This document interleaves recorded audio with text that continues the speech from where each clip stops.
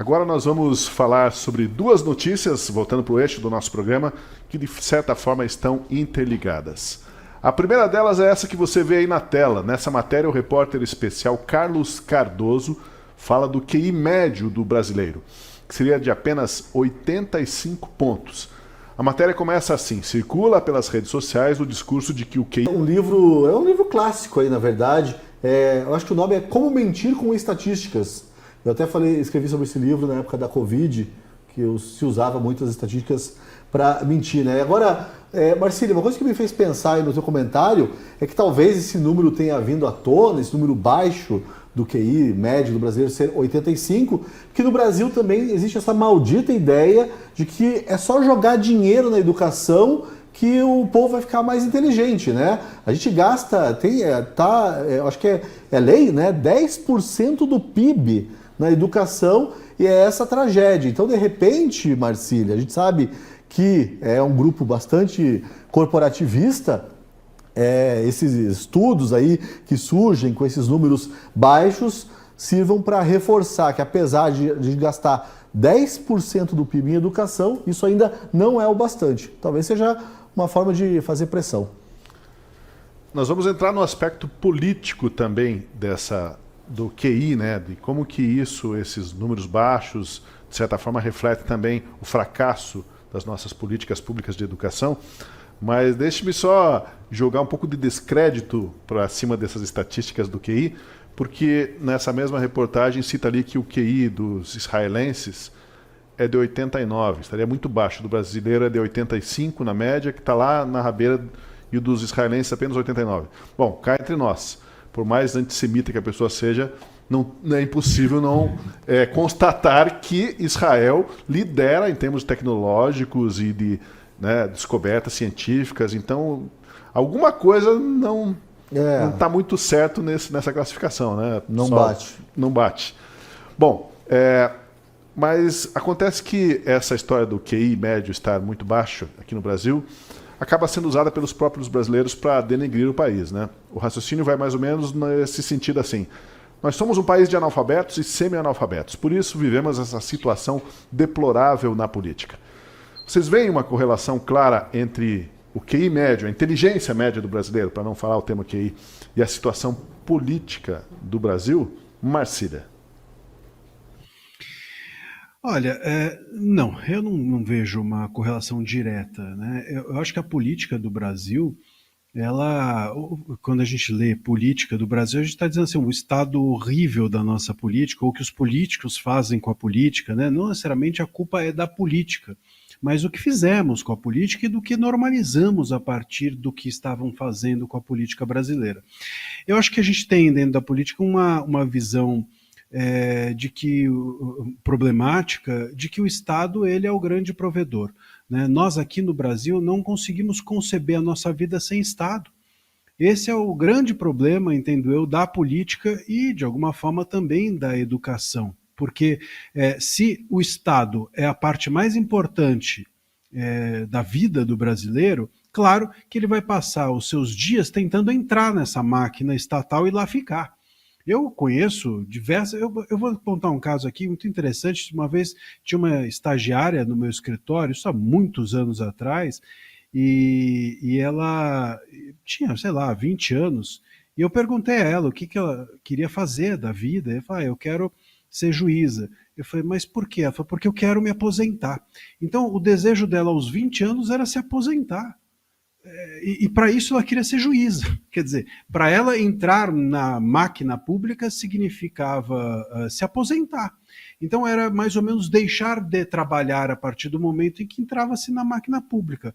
Bom, é óbvio que uma pessoa assim vai gerar um problema na educação, vai gerar um problema na política, e uma pessoa assim foi criada dentro de algum ambiente, ela não veio de Marte pensando dessa forma. Então nós temos no Brasil um grande problema estrutural, vamos dizer, que é o de termos uma política que é totalmente viciada, no sentido de que alimenta seu Estado, não se faz política para incentivar a iniciativa privada, se faz política para que o Estado engorde. Essa é uma política que mesmo às vezes, muitas vezes as pessoas de direita entram e acabam repetindo essa visão. Outro dia eu vi não vou citar, mas vi uma pessoa dizendo: eu sou anárquico, eu sou contra o Estado. Aí a pessoa pergunta para ele num podcast: mas e o que você faz? Aí eu sou assessor parlamentar. Então ele era assessor parlamentar e contra o Estado. Quer dizer, nós somos viciados em Estado dentro do Brasil, nem percebemos isso, portanto, e isso impacta na forma de fazer política. Uma política não para não para estimular o capitalismo do Estado, mas sim para engordar a máquina, e também isso atinge completamente a educação, que é uma educação voltada para você fazer um cursinho e entrar numa carreira que possa fazer você se aposentar. Claro, estou aqui generalizando, nem todo mundo é assim, mas muita gente é assim. Boa parte das pessoas querem um empreguinho que possa, público se possível, que possa dar a ele um bom salário e não dar a ele muito suor, muito trabalho, muito cansaço.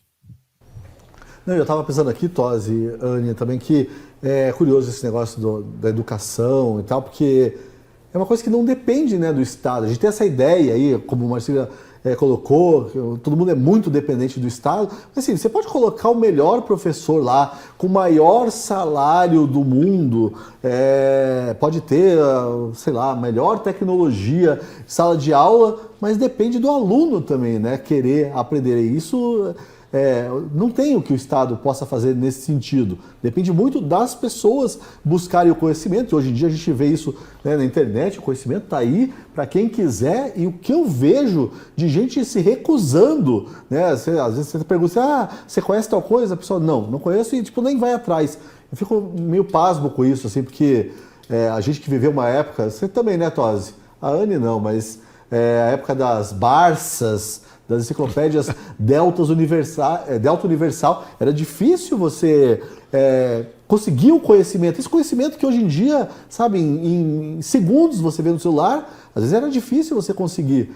E as pessoas estão completamente desinteressadas. Essa parte do desinteresse é que realmente me pega. Eu queria entender por que as pessoas estão tão desinteressadas de terem conhecimento. O Marcílio, acho que você tem que trazer uma Barça aqui para a Anny Dias folhear depois, Paulo. Eu sou da época do Tudo. Tinha enciclopédia Tudo, que era da Abril. Já uma fase posterior, mas fiz todos os meus trabalhos de escola eram ali na enciclopédia. De fato. A Barça era um investimento. A Barça era um investimento familiar na educação, né? A pessoa pagava a emprestação, sei lá, em 10 vezes, 12 vezes, e chegava uma coleção de livros que devia dar uns 200 quilos, né? Hoje a gente tem o chat GPT, né? Ela consegue todas as informações. O que esses idosos estão dizendo? E só uma outra coisinha, Tosi, que eu quero falar, que o Marcílio estava falando, eu fiquei pensando.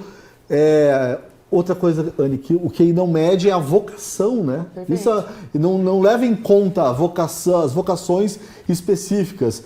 E no Brasil tem muito isso, as pessoas ignoram a vocação porque tem essa coisa: eu quero me aposentar, quero ganhar um dinheiro fácil no funcionalismo público, e não leva em consideração que muitas vezes você é muito mais realizado se você realizar. Olha aí o meu QI. O vocabulário está péssimo essa hora. A sua vocação, mesmo que isso não te traga aí um grande retorno financeiro e tal. Mas a gente também quer falar, Anny. Mas vai a Anny agora, depois a gente volta pro... Marcília, vamos deixar a Anny falar ali, que ela está... Eu queria complementar a fala do Marcília, que eu acho que foi muito condizente realmente com o que a gente vive no Brasil. A gente vive num país que, até esses dias eu escutei uma frase, que se o Bill Gates fosse brasileiro, ele seria servidor público, em que tudo faz as pessoas acharem que uma carreira de sucesso é através do Estado. Então eu me formei em Direito e hoje, faz anos já, parece que não, mas faz anos que eu me formei em Direito, tem colegas que estão até hoje estudando para passar em concursos melhores e não pensam em alternativas como a iniciativa privada. Isso gera um problema porque as mentes brilhantes do Brasil estão no sistema, estão consumindo, enfim, toda essa estrutura, o sistema, e não estão inovando, criando emprego, gerando inovação no Brasil. Eu acho que isso é extremamente problemático. Como toda a mentalidade do Brasil é feita para a criação de novos servidores públicos e não na criação de novos empresários brilhantes que venham com ideias inovadoras, que é isso que a gente vê de diferencial. E somado a isso, aí voltando na pergunta, que se a relação política do Brasil está relacionada com o QI do brasileiro. No meu entendimento, não, e é quase que o contrário. Assim, a gente tem um sistema político tão complexo e tão complicado que é difícil uma pessoa comum entender a importância do voto dela. Hoje é comum a gente saber que em eleições os postos de gasolina lotam porque as pessoas querem colocar o adesivo do candidato em troca do voto e as pessoas nem se sentem culpadas. Elas acham que aquele tanque de gasolina é um benefício pessoal mais importante do que seria um benefício de eleger um bom parlamentar, porque elas não entendem. Então, isso tudo é sistemático, assim, no sentido de compra de voto no Brasil é extremamente comum. A gente fala aqui hoje de Curitiba, que é uma capital, mas poucas são as pessoas que vivem em capitais, em cidades grandes. Eu estava vendo um dado que, salvo engano, 10% dos brasileiros vivem em cidades com menos de 50 mil habitantes. Não, é isso? Ao contrário, vivem em cidades com mais de 50 mil habitantes, ou seja, a grande maioria vivem com cidades pequenas. E nesse interior, é muito comum o candidato chamar o eleitor para um churrasco, e o eleitor nem entende que aquilo é compra de voto, aquilo é ele vendendo uma amizade, um churrasco, por um cargo político. Esse é o mesmo cara que vai fazer campanha para o deputado estadual, o deputado federal, que está hoje lá não pressionando pouco o judiciário. Então, toda essa complexidade se dá, evidentemente, decorrente da eleição, mas porque a gente fala de um país que não tem uma educação séria, uma educação política, que ensina a importância do voto, que faz com que as pessoas valorizem ir na urna e digitar lá o número do candidato que as representam muito mais do que um candidato que é amigo, que é primo, ou pior que isso, que compra voto, que dá a cesta básica. Então eu vejo que o Brasil não está assim porque o QI do brasileiro é baixo, o QI do brasileiro é baixo porque a educação é ruim e porque a gente vive nesse sistema político engessado que é muito difícil a gente lutar contra, mas é importante a gente estar nesse tipo de discussão para quebrar um pouco e conscientizar mais as pessoas. Eu acho que talvez a maioria da população brasileira esteja nas grandes cidades, né? Mas eu acho que eu entendi o seu ponto. Você quer dizer que há muita representatividade política de pequenos municípios, pequenos estados, né? Que acabam tendo uma participação maior na hora de distribuir os cargos, o número de vagas no Senado, o número de vagas na Câmara. Os residentes em municípios pequenos que fazem esses coleguismos mais próximos. O vereador chama ele para um almoço, o vereador paga ali uma cadeira de rodas. Isso acontece muito em municípios pequenos. Mas também acontece nos bairros aí, na periferia, né? E a Anne falou do posto de gasolina e depois passa o nome, tá? Do posto. Se quer pegar gasolina e rasgar o voto, né, Paulo? Exato. Mas o Marcílio quer falar. Vai lá, Marcília. Não, eu ia pegar um gancho do que o Pozunov estava falando. Não sei se passou desse tema, mas uma coisa interessante que eu acho que vale a gente fazer essa reflexão é o seguinte: o conhecimento tem um problema de investimento, claro, né, não é só jogar dinheiro, mas nós temos um problema no Brasil, e eu não sei se no mundo, que é o de não estarmos mais compartilhando os mesmos conhecimentos com os mais jovens. Então, por exemplo, me espanta, eu tenho uma enteada, né, de 13 anos, se você chegar para ela e perguntar quem é Jô Soares, ela não sabe. Chico Anísio, não sabe. E não é porque ela é burra, ou porque o QI dela é 84. Não é, ao contrário, é uma menina inteligentíssima, mas o ponto é que ela não vive mais na televisão e no rádio, ela vive na internet. E na internet, o Jô Soares e o Chico Anísio existem quando alguma pessoa tem a bondade de compartilhar alguma coisa que eles fizeram lá atrás. Eles não estão mais nesse circuito e isso nunca vivemos antes.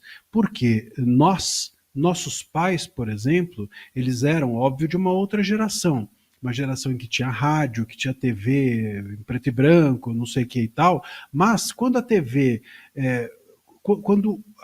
migrou para o rádio, a TV ela recuperou as pessoas que estavam no rádio, ela trouxe para a TV as pessoas que estavam no rádio. Quando a TV em preto e branco se coloriu, bom, as pessoas que estavam lá permaneceram. Então, as evoluções tecnológicas ligadas a um ambiente cultural, vamos dizer assim, nós e nossos pais compartilhamos mais ou menos sempre, porque uma geração ia recuperando o que a outra tinha feito. Essa geração que nasceu na internet, ela é uma geração que não compartilha mais dos mesmos elementos que nós. E aí a gente tem um problema, porque são professores com referências totalmente diferentes dos seus alunos. E essas pessoas estão dentro da sala de aula desconectadas, literalmente aqui, desconectadas do que um está falando, do qual a referência do outro. Então, isso eu creio que traga uma dificuldade para o ensino. E aí entra uma questão super abrangente também. Pode ou não pode o celular dentro da sala de aula? E o celular dentro da sala de aula estraga a aula, mas o celular fora da sala de aula tira essa possibilidade de se criar essas referências com a vida dessas crianças e jovens, o dia inteiro eles nisso.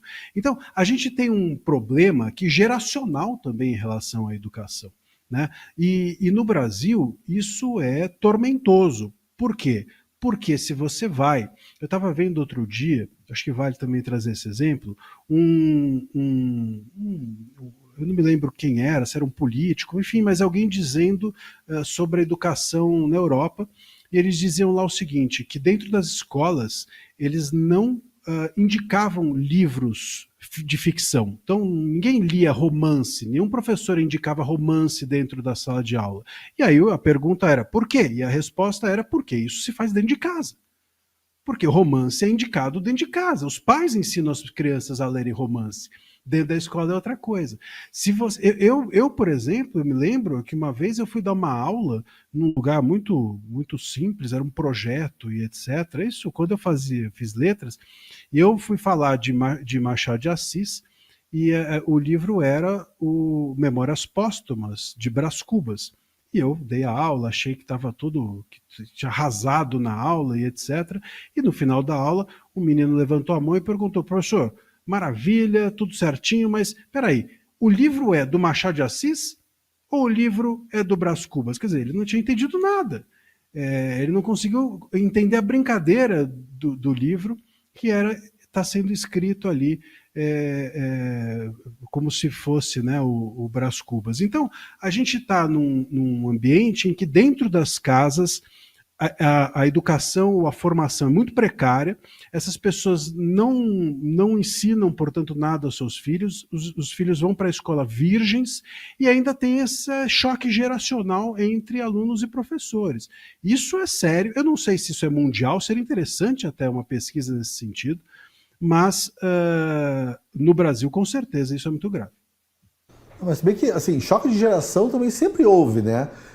Eu lembro que na nossa época tinha essa discussão, até puxando aqui mais para a literatura, não pode ensinar José de Alencar e tal, tem que ensinar, na época estava em voga, eu lembro, eu era começando a ser adolescente, Marcelo Rubens Paiva, aquele livro que ele conta lá, do acidente dele, Rubem Fonseca, tinha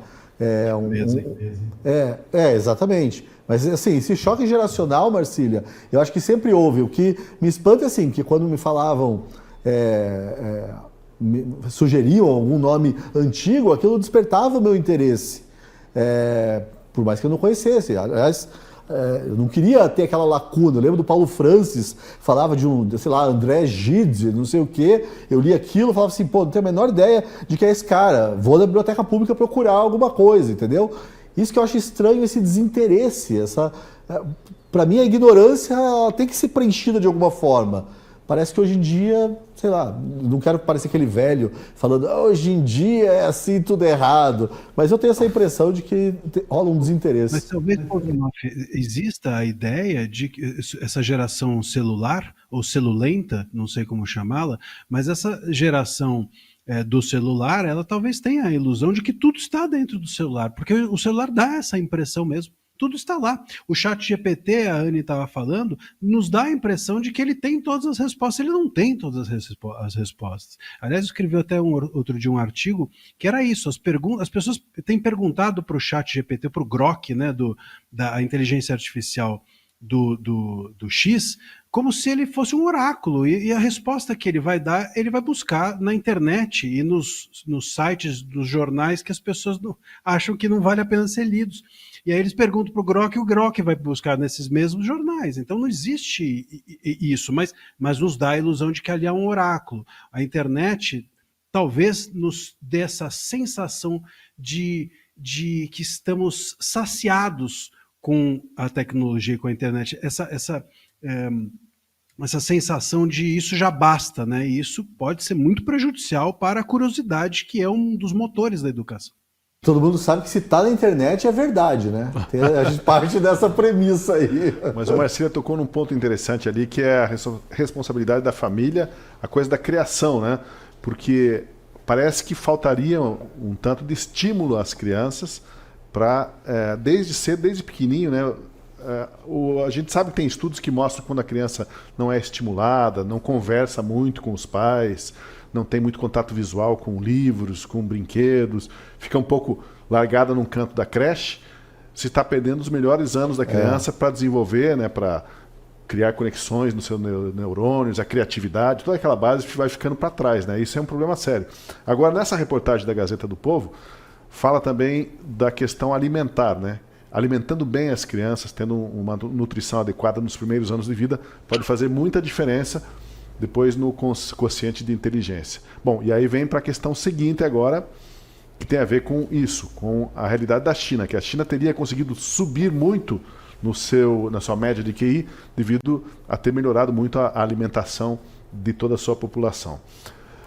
Muita gente daí olha para a China como um exemplo a ser seguido. E eu pergunto, será que é desejável aumentar o QI da população brasileira e como que isso seria possível? Quando eu falo QI, a inteligência, assim, né? A média da inteligência ou a própria educação do brasileiro, vamos colocar. Eu acho preocupante isso, assim, na verdade, porque eu vejo tanto a esquerda quanto a direita tem um pessoal que meio que idolatra a China, né? Que é um exemplo de prosperidade nos últimos, 30 anos, a China era miserável, agora é a segunda maior potência econômica do mundo, graças à nossa soja, né? Esse aumento do QI, né? Porque eles se alimentam graças à nossa soja também. Mas eu vejo isso com maior preocupação, assim, porque é uma cultura diferente, é uma cultura tende à desumanização, né, das pessoas. Tem um documentário muito bom, outra dica aí, que eu acho que é Indústria Americana, que mostra uma indústria lá, eu acho que é em Detroit, da indústria automotiva, que os chineses tomam conta, e a gente vê que essa diferença é gritante. Valores que são intangíveis, não é? Tudo bem que a inteligência também é intangível e mensurável, assim, mas valores morais e tal não são levados em conta. Uma questão cultural, uma questão religiosa, é um tema bastante complexo, mas eu acho muito complicado a gente importar isso e, de repente, esse número aí do QI de 85 possa fazer com que as pessoas tem essa tendência, essa tentação de importar, vamos aumentar aí, vamos criar o meu QI, minha vida, alguma coisa, vamos aumentar o QI da população na marra, à custa, né, de tirar a alma das pessoas mesmo. Isso eu acho bastante complicado. Vou fazer uma provocação para Anne Dias. Anne, parece óbvia a resposta, mas dá para refletir um pouco sobre isso. O que é mais importante, o quociente de inteligência de uma pessoa ou o caráter do cidadão? O problema do Brasil é QI ou é mau caratismo em muitos aspectos? Perfeito. Eu vou começar pela reflexão da China, que eu acho que é bem importante. Isso está conectado também com a nossa discussão anterior, falando um pouquinho do sistema político.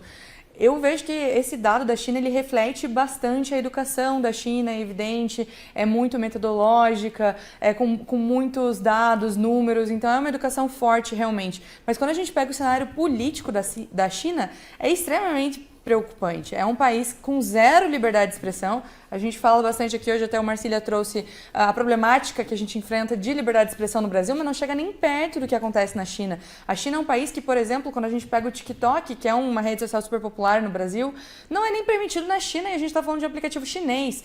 Lá eles têm uma outra versão com muito mais censura, muito mais regulamentação. Então, isso não só liberdade de expressão, mas são várias as violações de liberdade que acontecem na China por ser um país extremamente opressor, com um governo forte que controla a economia e controla as outras áreas da vida que a gente acaba não valorizando tanto a importância, porque a gente vive num país, de certa forma, livre, né? Hoje a gente tem alguma liberdade de expressão, não 100%, a gente está com problemas graves por conta dessa interferência judicial gravíssimas que impede as pessoas de as pessoas não têm medo de se posicionar hoje em dia. Isso é extremamente preocupante. É o que acontece na China, porque lá realmente eles podem ir presos. Aqui no Brasil acontece com algumas pessoas, mas em geral ainda há a possibilidade de se manifestar. Então, eu vejo que, apesar de ter um QI alto, todas essas outras violações acabam minando talentos. Então, acaba fazendo com que as pessoas não exercitem sua criatividade, sua inovação, não consigam empreender também, porque a economia é 100% centralizada no governo. Então, eu não vejo que o QI, de fato, representa algo. Eu acho que a liberdade, para eles, não é um valor assim...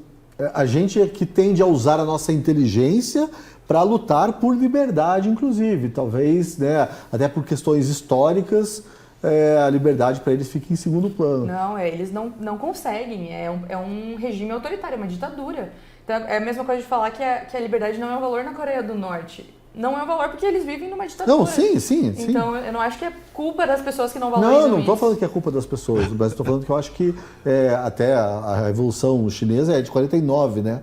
Então já tem aí 70 anos mais, olha o meu QI novamente, eu dando mostra de que o meu QI é bastante baixo para essas questões matemáticas, mas eu acho que eles, quantas gerações já não aprenderam a desvalorizar, não conhecem liberdade, não sabem o que é liberdade. Paulo, é um conceito muito estranho para eles. Essa valorização da liberdade, assim, que estaria em relação à China, nós estaríamos numa situação um pouco melhor. Acho que o Marcílio ele discorda, né? A liberdade no Brasil não tem sido assim tão valorizada, né, Marcílio? Desenhando até. A gente está chegando lá, Anne. Fica tranquila que a gente alcança os chineses. Eles têm ainda nós temos ainda alguns anos pela frente. O problema, né, não é o fechamento do Estado, como existe na China. Praticamente não se tem nenhum tipo de liberdade porque os fechamentos eles já ocorreram. Aqui no Brasil, talvez essa possa ser dita com uma diferença, é que nós temos ainda ao menos formalmente, as instituições abertas. Então, a imprensa é livre, mas no papel. Os parlamentares têm o artigo 53 e a sua imunidade parlamentar para falar.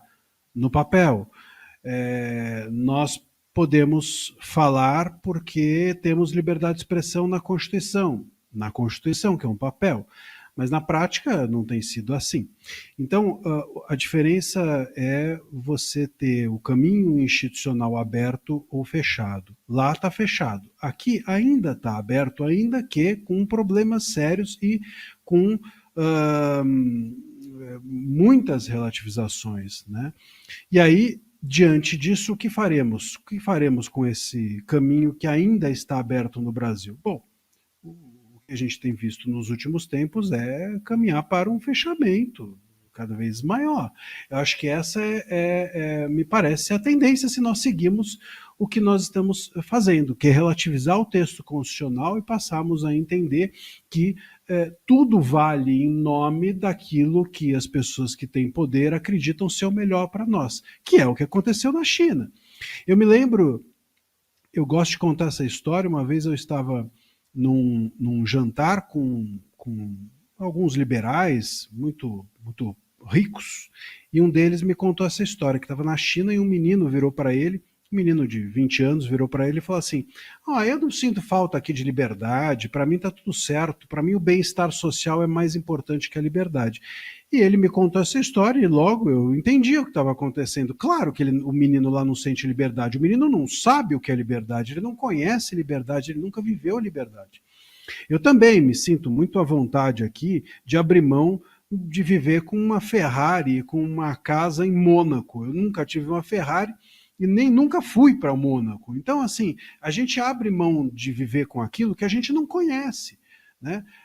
E esse é um problema também interessante para a educação, porque você chega para um japonês que tem um país super organizado e etc, ele não consegue viver um mês com a realidade que nós vivemos aqui, né? Nós vivemos uma realidade caótica. Mas por quê? Porque a gente está acostumado com ela, porque a gente não sabe o que é viver fora disso.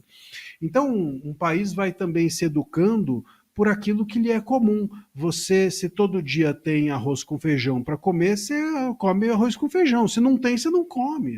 Você come o que tem e acha que isso é a vida, né? Então, a nossa educação também não melhora porque a gente se acostuma com uma educação ruim. A gente acha normal a falta de educação, a falta de leitura, a falta de instrumentos para que nos eduquemos melhor, assim como lá eles se acostumaram com a falta de liberdade, e eu imagino que aqui, se a coisa continuar desse jeito, talvez as próximas gerações também se acostumem, infelizmente. Aliás, o Marcília vive colocando isso na minha cabeça, eu vivo escrevendo também. A gente está realmente tendo uma geração que está crescendo acostumada à falta de liberdade de expressão. Inclusive, acha que o Moraes está fazendo tudo certo. A gente falou que não ia ter Moraes no programa de hoje, acabou tendo, viu, Marcília? Agora, só uma última... Mas, viu, Paulo, deixa eu fazer uma intervenção no que você falou aí. As coisas vão se normalizando de tal forma que daqui a pouco, não agora, mas daqui talvez meses, quiçá anos, chega alguém aqui, interrompe o programa e fala, ó, com licença, vamos levar o Pausonov. Por que você vai levar o Pausonov? Porque ele cometeu o crime de desinformação. Contou umas fofocas aí, umas conversas fiadas, temos que levar ele. Podiam levar mesmo o Pausonov. Podiam levar. Porque o crime de desinformação... Falou que o Tiririca era imortal da BL, tem que ser preso. Porque o crime de desinformação, apesar de não estar na Constituição, ele está aí descrito, né, pelas autoridades do Judiciário. Nós vimos há pouco tempo atrás o nosso querido ministro Haddad dizendo que era crime você contestar políticas públicas com a maior tranquilidade do mundo. O Haddad, que é uma pessoa que não é alheia ao direito, né? Então, é complicado. Nós temos visto aí, a AGU outro dia entrou com uma ação para um documentário sair do ar aí sobre Maria da Penha. Já tinha feito isso antes também, em relação a uma de vídeo aí conhecida. Então, assim, a gente vai arranhando a estrutura da liberdade até as pessoas acharem que é assim mesmo, que é normal. Por exemplo, eu estive outro dia numa faculdade aqui e pela primeira vez, vi o caso da revista Cruzoé ser tratado dentro da sala de aula. Eu tive o prazer de estar ali, Faculdade Boa Vista, foi excelente o debate a que eu assisti e fantástico. Agora, foi a primeira vez, eu estou há 6 anos por aí rodando, esse é um debate que não é feito dentro das universidades. E por que não é feito dentro das universidades? Porque justamente as pessoas têm receio, porque, enfim, porque acreditam que isso não é um debate relevante, etc, etc, enfim, 1000 coisas. Mas nós precisamos compreender como que nós vamos criando. Como é que é possível hoje, por exemplo, você ensinar direito constitucional para um aluno sem falar do caso Cruzoé, sem falar dos inquéritos, sem entrar nesse debate. E isso é feito dentro das universidades, infelizmente. Então a gente vai criando gerações para o futuro que acham que o que aconteceu até agora é normal, salvou a democracia e ponto. Estamos felizes e satisfeitos e siga o barco, porque nada há a ser reparado. Como, por exemplo, resultou nesse índice. Essas pessoas, por exemplo, que responderam a essa pesquisa para chegar no ranking da Repórteres Sem Fronteiras, que não é uma ONG que começou ontem, a gente não está falando de uma ONG qualquer, é uma ONG internacional, respeitada, etc. Como é que as pessoas foram entrevistadas e acreditaram que a liberdade de imprensa no Brasil está ótima? Agora, essas pessoas, elas são o quê? Vivem em Marte? Não. Foram alimentadas com um tipo de educação ou cultura que mostra que está tudo bem, assistem determinados programas e não outros, leem determinados livros e não outros. Então, se nós dependemos dessas pessoas, as autoridades vão continuar achando que está tudo bem fazer o que estão fazendo, porque ninguém está achando ruim, está todo mundo apoiando, elas se sentem então amparadas e sigam o barco. Esse é o perigo. O perigo é termos novas gerações que acham que está tudo certo e, portanto, não há nenhuma contenção, não há muro de contenção para os autoritarismos e excessos a que a gente tem assistido nos últimos tempos.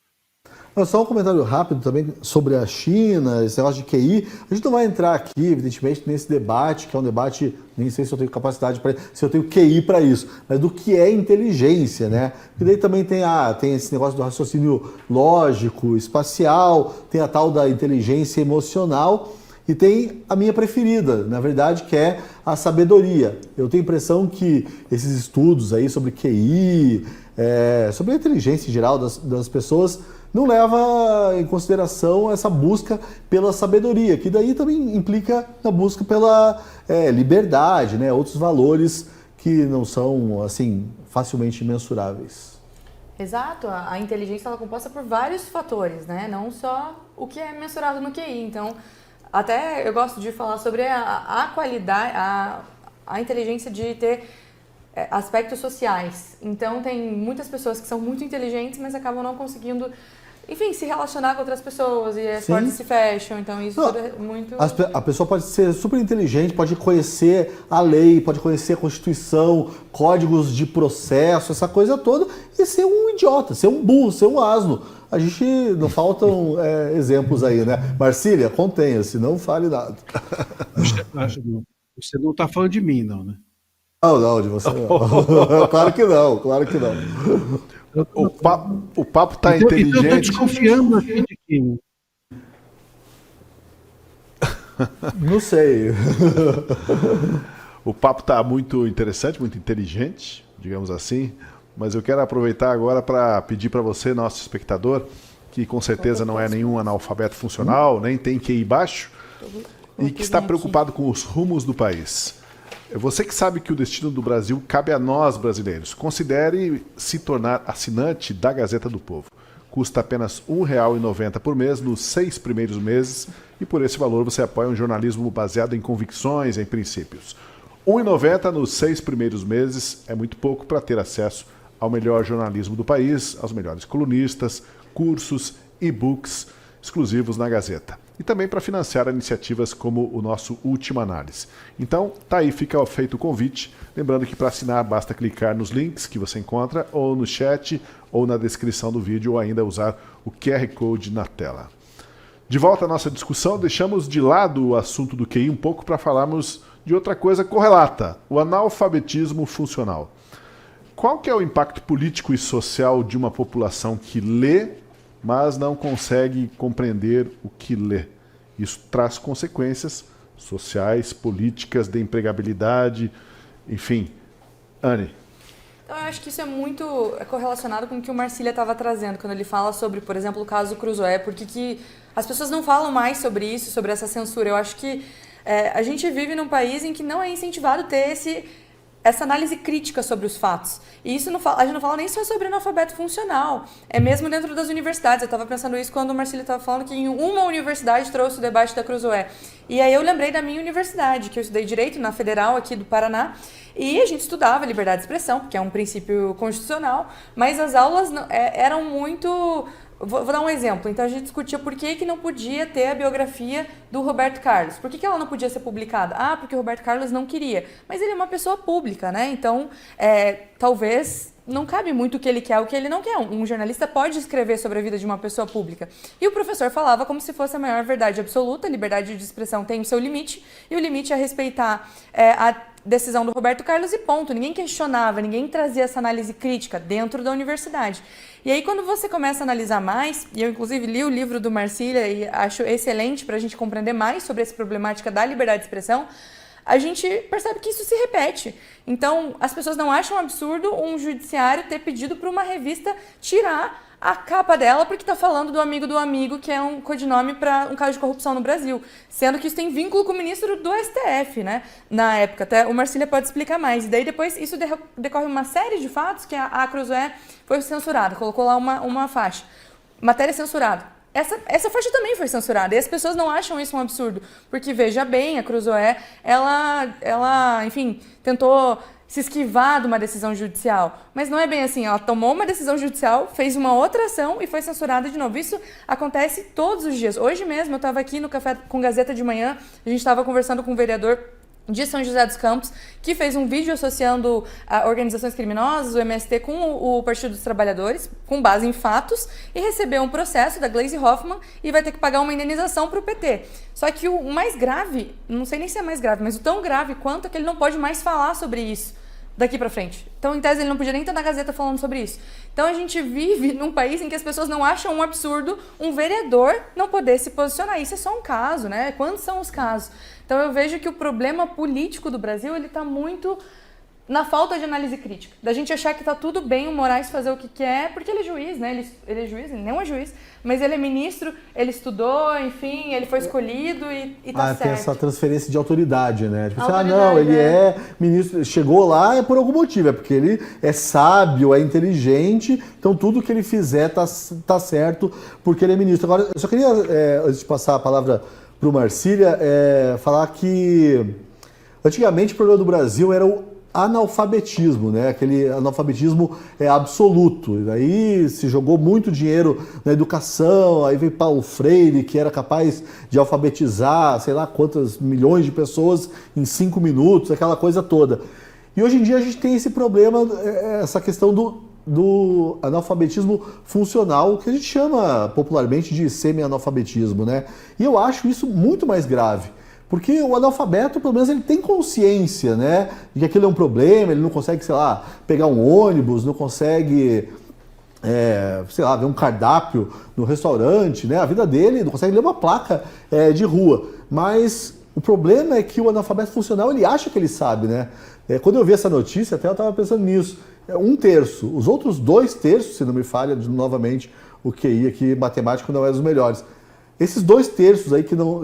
Esse 1/3 está achando que ele faz parte dos outros 2/3. Que ninguém que é analfabeto funcional sabe que realmente tem esse problema.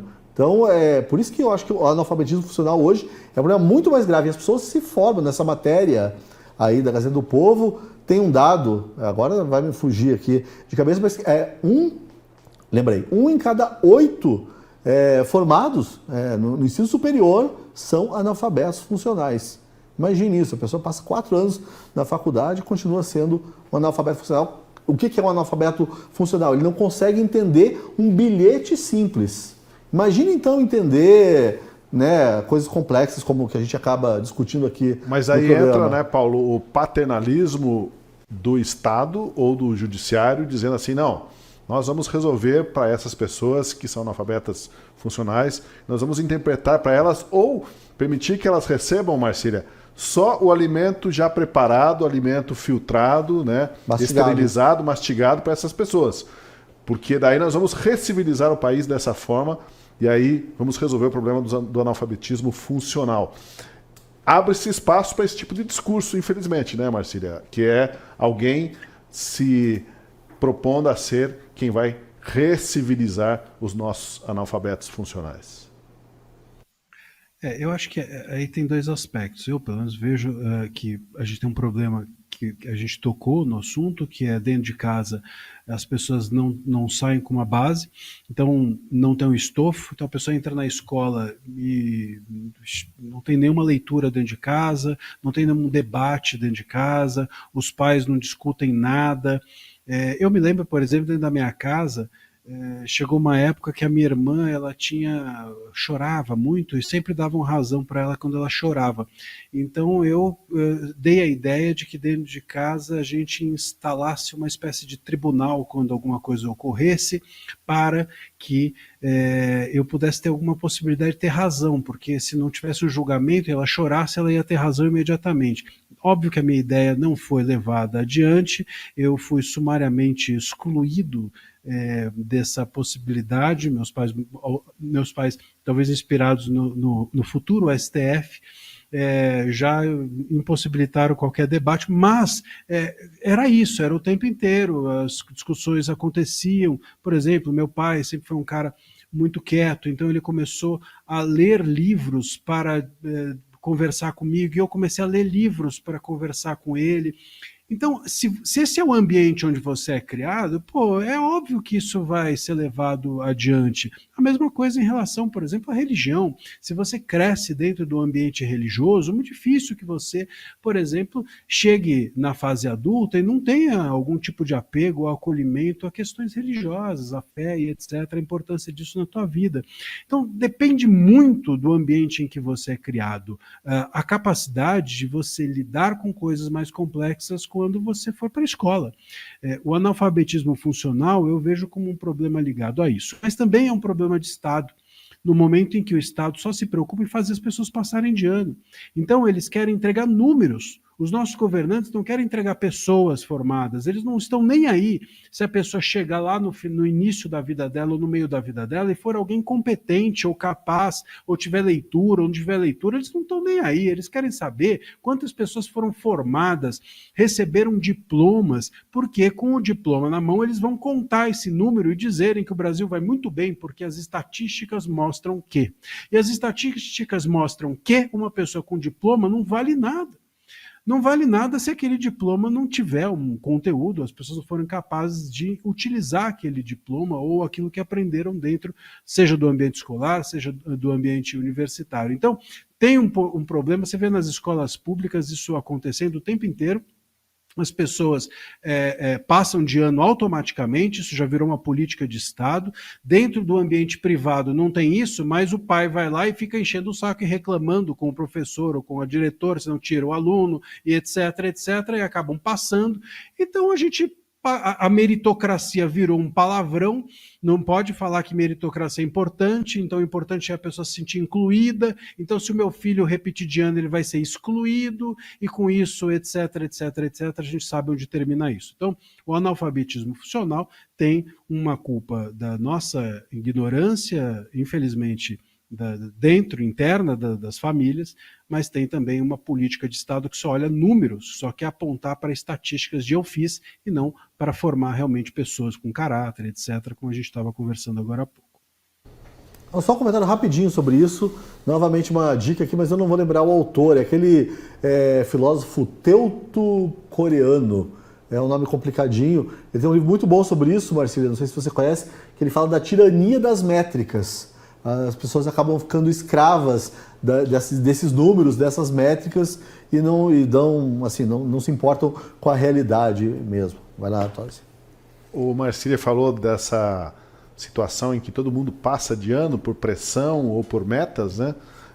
Os mais antigos vão lembrar do problema que era a 7ª série, né? A 7ª série tinha um índice de reprovação muito alto antigamente. Eu imagino que fosse o quê? Uns 25%. Sempre tinha uns coleguinhas que ficavam para trás, né? Fulano não está estudando com você? Não, fulano reprovou na 7ª série, ficou para trás.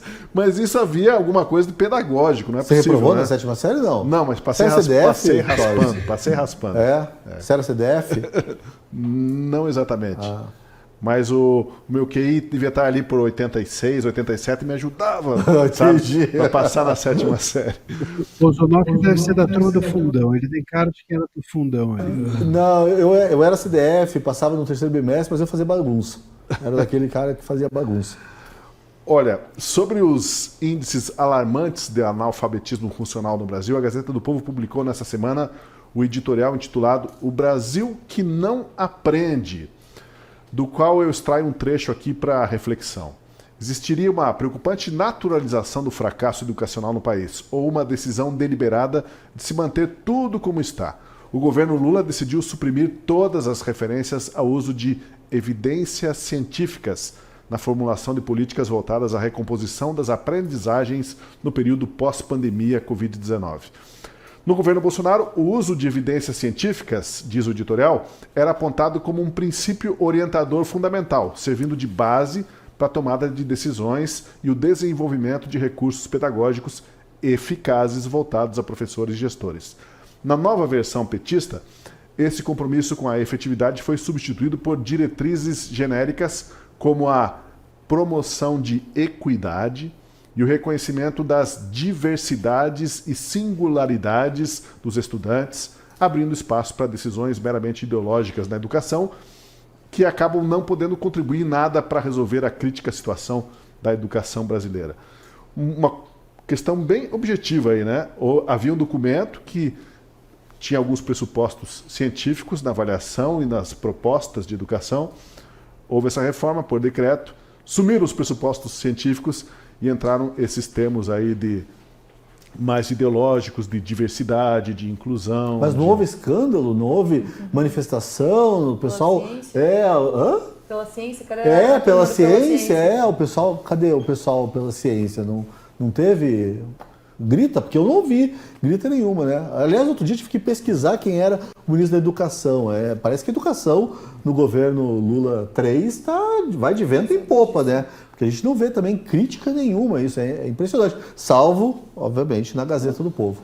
Essa promoção da equidade, né, que foi citado ali, que saiu as evidências científicas para entrar a promoção da equidade, tem muito a ver com esse discurso progressista, né, o woke, de passar a mão na cabeça de todo mundo e Perfeito.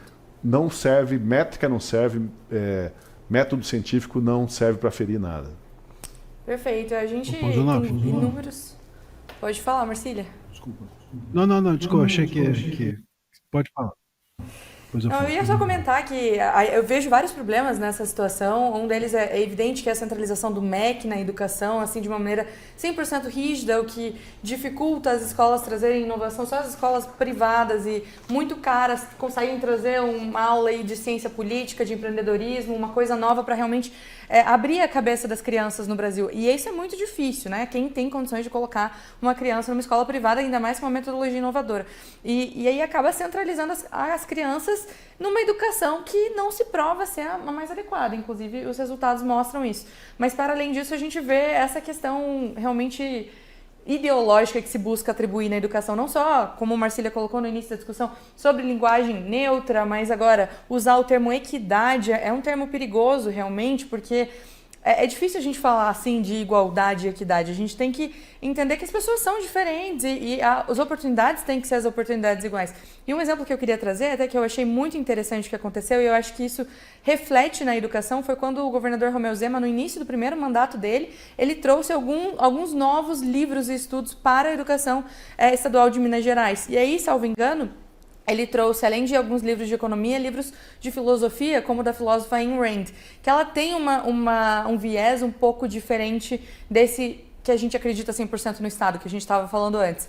A Ayn Rand, ela acredita mais no indivíduo, então ela traz mais... Ela vai contra o vitimismo, ela fala em meritocracia, sobre o desenvolvimento pessoal por mérito próprio. E o Romeu Zema quis trazer essa literatura para dentro da educação de Minas Gerais, o que já trabalha ali uma nova perspectiva, né? Faz com que as pessoas pensem de uma maneira diferente, pensem, não, talvez eu seja responsável pelas minhas decisões, eu não deva esperar tanto do Estado, eu possa trabalhar muito para conseguir ser um profissional melhor ou para trazer um benefício para o meu país através de uma empresa. Eu achei realmente um caso interessante, a gente precisa incentivar mais esse tipo de leitura dentro da educação formal, o que é muito difícil, né? Eventualmente um professor ou outro acaba destoando, mas no geral a gente sempre lê as mesmas obras que têm os mesmos vieses e as mesmas ideologias. Eu vou trazer aqui à tona uma coisa que me ocorreu, que não estava no script, inclusive, que é o seguinte: existe uma crítica muito forte hoje às escolas cívico-militares, como se o sucesso delas, medido pelas diversas formas de se aferir o desempenho dos alunos, não valesse a pena, porque de alguma forma enxergam que ali tem muita disciplina, muita autoridade, e essa disciplina, essa autoridade estaria fazendo dos estudantes pessoas sem visão crítica do mundo, né? Como que você, Paulo, te surpreendendo aqui no roteiro agora, como que você vê essa crítica que se faz às escolas cívico-militares e o mérito dessas escolas? Eu entendo por que a esquerda faz essa crítica, porque essas escolas, também escolas mais confessionais, elas ainda têm a preocupação de dar uma educação para as virtudes, que é o que se perdeu. Daí eles querem essa educação mais ideologizada, ou às vezes para um lado meramente técnico. Perdeu-se, né, essa educação, que também era uma educação que se aprendia muito em casa. Então os pais resolveram terceirizar a educação para a virtude dos filhos, e acabou dando nisso, né? A esquerda não gosta dessa educação para as virtudes, eles apostam mais nessa educação mais ideologizada. Só vai criar militante. Eu acho que o que a gente tem que trazer e deixar claro é que o que é difícil falar no Brasil também é a escolha, né? O pai poder escolher se quer botar o filho numa escola cívico-militar, se quer colocar numa escola tradicional pública, ou eventualmente, né, numa educação privada, o que é muito difícil no Brasil com o mundo de hoje, ou até, vou um pouco além, a educação em casa, né? O homeschooling também é algo proibido no Brasil. é o que deveria ser uma escolha, na minha opinião. Então, não há um problema, na minha visão, ter escolas com viés militar, com disciplina, enfim, com essa hierarquia, meritocracia, desde que seja uma escola. E aí, quando a esquerda vem criticar, ela acha que não, é para todo mundo e é porque ela não acredita naquele tipo de educação, deveria ser proibido para todas as crianças. O que é um absurdo, né? A família tem que ter o direito de escolher a educação dos seus filhos. E isso acaba sendo uma dificuldade também quando a gente tem essa centralização do ensino nas mãos do Estado. Quando a gente fala de alguns modelos mais inovadores, por exemplo, os vouchers, em que em alguns países existem, é a modalidade em que, ainda sendo público, o Estado ainda investe dinheiro nisso, mas ele dá para a mãe um voucher para que ela escolha em qual escola colocar o filho dela. Se é uma escola católica, se é uma escola sem religião, se é uma escola militar. E aí fica a critério da família, ainda usando dinheiro público.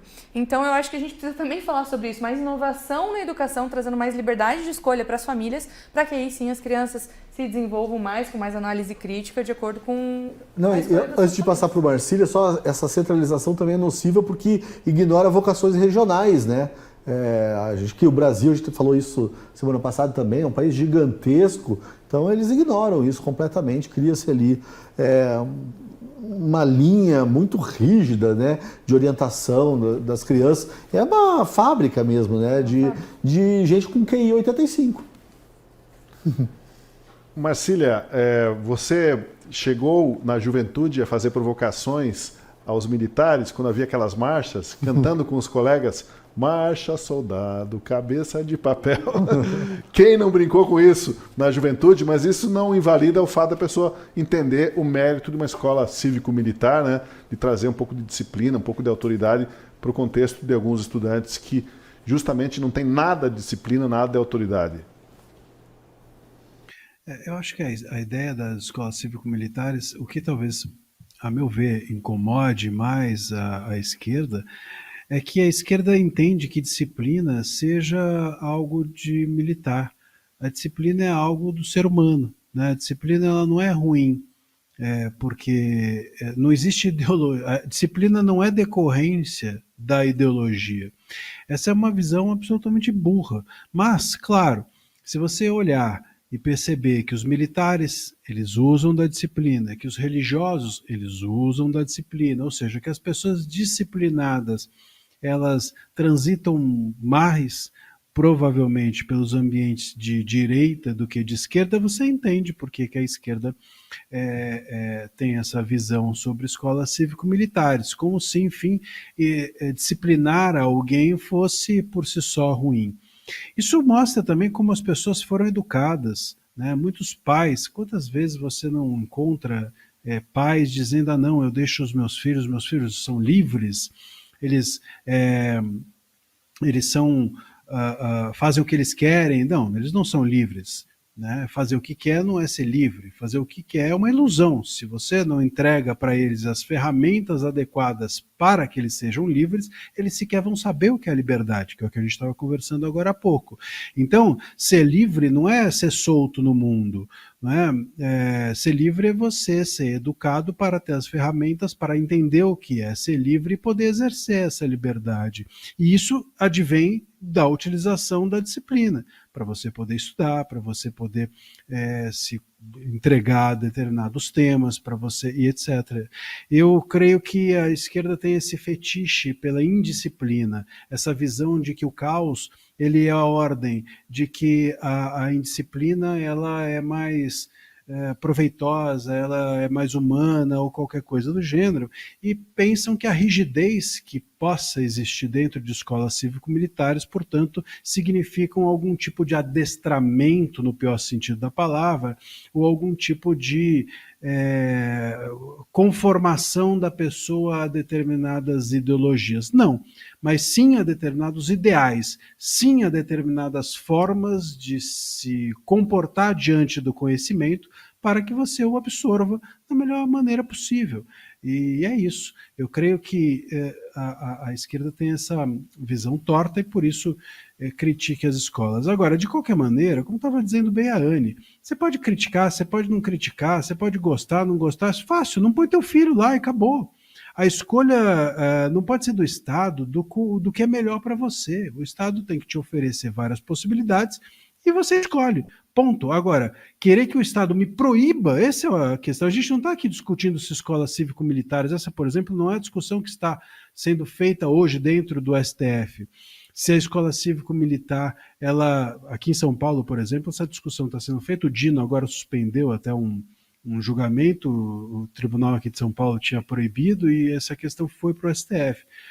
Mas vira e mexe, isso volta à tona, isso está, os tribunais estão às voltas com uma decisão de se o Estado pode ou não pode ter escolas cívico-militares. É ridícula essa discussão. A grande questão é que o Estado deve oferecer várias possibilidades de ensino e quem pode ou não pode escolher, ou quem pode ou não, ou quem vai dizer o que pode e o que não pode para o teu filho é você. O Estado fazer isso por você mostra em que estado nós estamos de visão socialista sobre o Brasil. O que dá para dizer sobre o sucesso da democracia brasileira, o fato de grande parte da população ainda não conseguir interpretar textos simples ou entender uma lógica básica? Somos plenamente democráticos, mas estamos estagnados, Paulo. Os números oficiais mostram que a gente não consegue avançar, diminuir esse percentual de analfabetismo funcional. Eu acho que a gente acaba falando para pouca gente, né? Quando a gente fala palavras simples aqui no nosso trabalho e tal, uma palavra como democracia, a gente tem que se dar conta, a gente que está trabalha com a palavra todo dia, que 1/3 dos brasileiros é incapaz de entender ali coisas muito básicas da nossa Constituição. O artigo 1º, todo poder emana do povo, o artigo 5º, né, que o Marcília sempre cita, as pessoas simplesmente são incapazes de entender isso. Aí tem um agravante, né, que as nossas autoridades, a gente estava falando aqui antes nos bastidores, né, sobre a nossa língua, até uma coisa, não sei se você percebeu, eu ia interromper ela e não interrompi, que ela não usa o trema. Quando ela estava, não sei que palavra que ela falou ali agora. Equidade, né? A gente já fala equidade. Mas tem a ver com a formação dos antigos, viu? Nós somos a gente é da época do trema, que tinha trema, aqueles 2 pontinhos em cima do... Né? Mas por que eu estou falando disso? Bem, já me perdi aqui. Mas enfim, a gente tem que levar em consideração que 1/3 da população brasileira é incapaz de compreender isso que a gente está falando aqui, de liberdade, democracia. Lembrei o que eu estava falando. Que para piorar, as nossas autoridades, raras autoridades, aquelas pessoas que, né, a gente estava falando, o STF, muita gente acredita assim, ele chegou até lá, então ele tem autoridade para fazer o que ele quer. Não é bem assim. E essas pessoas ainda usam um jargão bastante rebuscado que é inacessível, muitas vezes, a pessoas que não são analfabetos funcionais, mas têm uma dificuldade gigantesca, porque eles usam aquele texto super rebuscado justamente para afetar uma autoridade e para impedir, né, que esse conhecimento se dissemine de uma forma, enfim, mais orgânica e tudo mais. Então, eu acho que tem a ver, a nossa democracia está nesse estado, por isso também, as pessoas são incapazes de entender, né, coisas... imagine quando a gente fala, o Marcília pode falar melhor sobre isso, liberdade de expressão, um recurso como a ironia, que é um recurso muito sofisticado. Se a pessoa é incapaz de entender um bilhete simples, ela não vai entender uma ironia. Então o que a gente vê? Um fenômeno da literalidade. Hoje em dia tudo é absolutamente literal. Por isso que o Jô Soares e o Chico Anísio, né, não fazem sucesso, não fariam tão sucesso hoje, porque é ironia pura, né? Exatamente. E, aliás, algumas coisas até talvez ofenderiam as pessoas, porque naquela época brincava-se com coisas que hoje não dá para fazer uma piadinha. Não dá. Eu vejo isso também como uma decorrência de tudo isso que a gente tem conversado, na verdade, do sistema político. É muito complexo, né? A gente falar sobre os 3 poderes, sobre a função de cada um deles. Aí, se a gente pega o legislativo, que em tese a população tem mais proximidade porque vota, numa eleição ela tem que votar para 5 nomes, tem eleição que ela tem que votar para 2 senadores. Em outra eleição é só o vereador e o prefeito. Chega em véspera de eleição, a pessoa nem sabe quais são os cargos que estão concorrendo, porque é tudo muito complexo. E a gente não tem uma aula de cidadania básica nas escolas, a gente não tem uma aula de educação política nas escolas. Não dá ideia. Porque imagina na mão desse governo, esse tipo de aula seria complicado. Mas é evidente que falta, né, esse conhecimento tão básico. E aí, quando a gente vai para o dia a dia, todos esses termos são tão complexos, explicar o que é um vereador. É algo difícil, assim, eu vejo em campanhas políticas os vereadores fazem vídeos, os candidatos fazem vídeos, conteúdo sobre isso todo ano, e as pessoas não entendem. Mas elas entendem aquele vereador próximo dela que oferece uma cesta básica. E para aquela pessoa, aquela é a função de um vereador, me ajudar quando eu preciso. Eu liguei precisando de uma cadeira de rodas, ele me mandou. Talvez seja para isso que serve um vereador. Me mandou um ônibus para viajar de um lugar para outro, e não é sobre isso um vereador. O vereador faz parte de uma estrutura importante da nossa sociedade. E falta esse conhecimento básico, e daí, por outro lado, é tão complexo a gente tentar explicar e simplificar aqui em vídeo na Gazeta, e simplificar em texto nas colunas, mas aí o outro lado, né, o sistema tenta explicar de uma maneira errada e muito simples. Tipo, eu sou vereador, então a minha função é só te dar cesta básica, ou a minha função é encher teu tanque de gasolina quando você precisar. É um jeito mais simples, um imediatismo mais rápido, que a pessoa recebe ali um tanque cheio, que custa caro hoje em dia, e aí pronto, e aí ela se entrega para o sistema. Esse é só um exemplo pequeno, mas a nível macro é sempre assim. Na escolha do presidente da República também não importa exatamente o plano da economia dele, que é o mais importante de um presidente da República. É muito mais importante saber se o presidente tem um apoio ou não da Anitta nas eleições para a pessoa, porque ela conhece a Anitta, tem uma linguagem mais simples, acessível, então vou votar na opinião da Anitta e não no que o Paulo Guedes escreveu de plano de governo. Enfim, a gente pode passar horas dando exemplos de como é problemático. A gente vive num mundo extremamente complicado, extremamente complexo, mas a gente está sempre recorrendo a uma simplificação grosseira, né, cada vez mais, justamente porque as pessoas têm dificuldades de entender coisas sofisticadas, conceitos sofisticados. Exatamente. Aliás, isso é uma decorrência, uma coisa leva a outra. Quanto mais complexo o mundo, mais as pessoas vão se conformar com a simplicidade. Com quem chegar e falar assim, o mundo não é complicado assim, não. O mundo é simples. E isso está cheio, né? Cheio de guru aí dizendo que o mundo é simples, guru de tudo quanto é área, querendo ensinar para as pessoas a como viver de uma forma que não precise ter de lidar com a complexidade, e nem com a educação, portanto, e nem com a formação e etc. Isso é um pouco assustador, porque se a gente observar, sobretudo no ambiente educacional, a gente estava falando aqui de livros, esse fenômeno da autoajuda e etc. é um pouco uma resposta a tudo isso. Olha, é tudo muito difícil, então peraí, leia aqui esse livro, em 10 lições você vai ser feliz.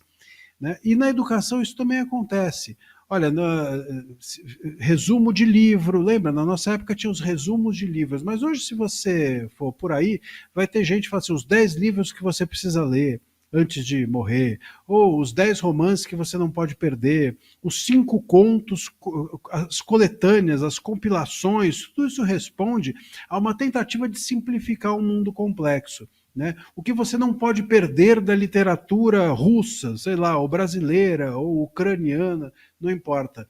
Isso tem muito a ver com esse nosso mundo. Se você entrar nas livrarias hoje em dia, é só isso, como lidar, portanto, com aquilo que você não consegue lidar, e as pessoas preferem isso do que instrumentalizar-se do ponto de vista educacional de forma suficiente para lidar com a complexidade. Bom, a gente está já em cima da hora quase, mas já que o assunto é analfabetismo funcional e QI baixo, o Pozonov aqui quer trazer o Tiririca para a discussão, isso mesmo. Tiririca, que ele, o Pozonov, colocou como imortal da Academia Brasileira de Letras. Explica isso para nós, Pozonov. Então, Tosi, eu queria explicar isso porque esse texto fez muito sucesso aí, circulou pra caramba. Obviamente eu uso, né, de uma ironia, uma ficção. O Tiririca não virou imortal da Academia Brasileira de Letras, mas teve muita gente que acreditou. E daí a reação, assim, teve amigos que falaram, nossa, o leitor é muito burro, ou é analfabeto funcional, é despreparado. Eu não acho nada disso, eu defendo o meu leitor, mas eu acho que isso diz muito mais sobre a credibilidade da própria instituição, essa Academia Brasileira de Letras. assim, nem passou pela minha cabeça que alguém pudesse achar que o Tiririca tinha virado imortal da Academia Brasileira de Letras.